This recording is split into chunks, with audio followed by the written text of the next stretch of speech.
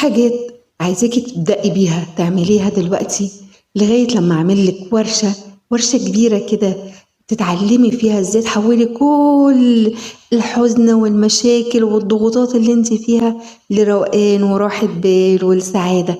عايزاكي تبدأي الصبح بعد ما تقومي كده من نومك وتفوقي تاخدي شاورك وتلبسي، حتى لو انت قاعدة في البيت مش بتنزلي تروحي شغل، مش بتنزلي تودي ولادك المدارس، لو انت لسه بنوتة كده صغيرة، أو لو أي حد سمعني في أيا كان إيه مرحلة سنه، حتى لو ست كبيرة، اسمعي كلامي، والله اسمعي كلامي وهتدعي لي. عايزاكي بس أهم حاجة تخلصي وتصلي وتقرأي قرآنك، وبعد كده تخشي تقفي قدام المراية، تسرحي شعرك وتقولي له كده: الله، ايه ده، ايه الحلاوة دي. حتى لو شعرك يا ستي مش حلو، انت قولي له كده، شعرك هيسمعك.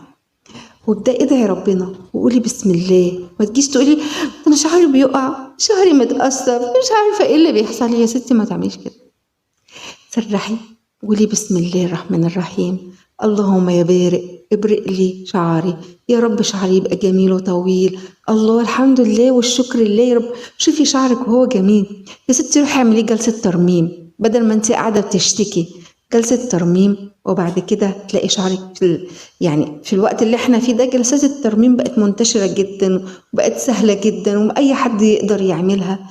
ما تقعديش كده وسايبة شعرك منكش وشايفة شكلك وحش وتقولي ايه ده الشكل المقرف ده، لا، روحي صلحي نفسك حاجة حاجة. حتى لو مش هتقدري تعملي جلسة الترميم يا ستي، جيبي زيوت ادهني شعرك، اهتمي بشكله، سرحيه، اربطي عليه بونيه، اعملي اي حاجة.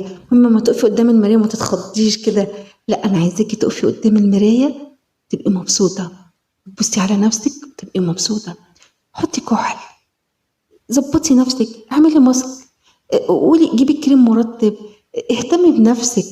الحاجات دي بتغير جواكي من جوه. اهتمي بايدك، ادهنيها كريم مرطب كل يوم بالليل قبل ما تنامي، حطي بادي سبلاش، حطي برفان، تبقى ريحتك حلوه.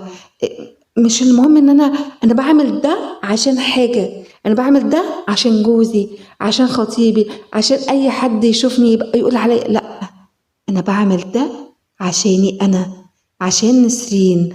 انا بعمل ده عشاني اما ابص في المرايه اشوف نفسي حلوه ادلعها. لما هدلع نفسي وانا ابقى شايفاها حلوه، اللي حواليا كله هيشوفني انا ايه ده، وانا بنيت ليه، هو انا جسمي بقى عامل كده ليه. لا، تخيلي بقى انت لو تقفي قدام المرايه حتى لو كنتي كلبوزه كده وتخينه، بس تقولي ايه الجمال ده، ايه الجسم الحلو ده، ايه العسل ده، دلعي نفسك، قولي لها كده. عارفه ايه اللي هيحصل؟ تلاقي كل اللي حواليكي شايفينك زي ما انت شايفه نفسك. لكن لو انت شايفه نفسك وحشه، شايفه نفسك كئيبه وحزينه، اللي حواليكي هينفر منك. ليه؟ لان انت بتسحبي لنفسك طاقات سلبيه، في طاقات سلبيه كتير حوالينا عماله تلف، انت بقى عماله تلفي، تسحبي تسحبي تسحبي، عماله تحوشي جواكي. حتى يا ستي لو انت عامله كل حاجه حلوه، بس انت الناس شايفينك كئيبه عشان انت من جواكي كئيبه، مش بالشكل الخارجي. كنت منزله لك فيديو قبل كده عن الروح وعن النفس وعن شحن الروح. تخيلي بقى انت لما هتقفي قدام المرايه هتكلميها وتضحكي معاها وتقولي لها ايه الحلاوه دي وتهتمي بنفسك وتشوفيها، ده جزء من شحن الروح. شحن الروح ده حاجات كتير قوي هنعمل لها ان شاء الله قريب قوي ورشه كده كبيره ونتكلم فيها، وهنعرف ازاي نشحن روحنا اللي احنا سايبينها مطفيه. عارفه ما تبصي في وش حد كده وتقولي له انت ليه مطفي كده، انت ليه تعبان، رغم ان هو ممكن يكون انا عامل كل حاجه، انا بجيب لبس احسن لبس، انا بخرج وبتفسح، وممكن يكون في ناس كمان بتسافر وعامله كل مظاهر الجمال، بس الروح تعبانه، الروح مطفيه، الروح ما فيش حد بيشحنها. في ناس تخيله ان انا سعادتي بتتوقف على حد، لا، سعادتك مش متوقفه على حد، سعادتك انت اللي بتخلقيها بنفسك. انت لو عايزه تبقي سعيده هتبقي سعيده، صدقيني. لو اخدتي نفسك وخرجتيها خدتي نفسك ومشيتيها. لو خدتي نفسك وجبت لها باكو شوكولاته يا ستي وقلت لها خدي دي عشانك، والله العظيم هتفرح، هتغيري في نفسيتك من جواكي انتي. وارجوكي ارجوكي ارجوكي اياكي وبوستات الحزينه والجروبات اللي هي بتاعت معرفش ست نكديه ولا معرفش مين ديت.